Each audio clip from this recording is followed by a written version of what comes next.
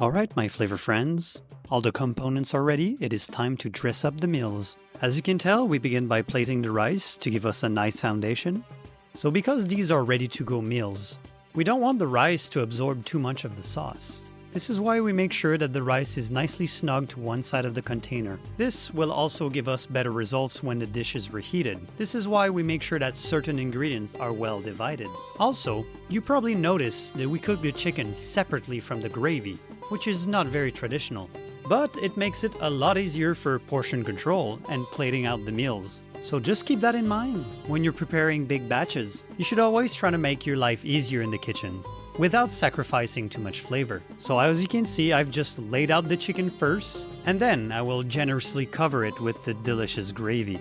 We also saved a little bit of yogurt, so we can add a tablespoon to each of the meal, which will give a nice contrast of freshness and color. And to top it all up, we added a sprinkle of crushed cashew nuts for a nice texture and flavor. And to finish it all off, a nice pinch of those delicious pickled onions to add some well-deserved acidity.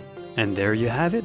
Looks pretty good to me. Make sure to like, comment, and subscribe if you haven't already. Thanks for watching.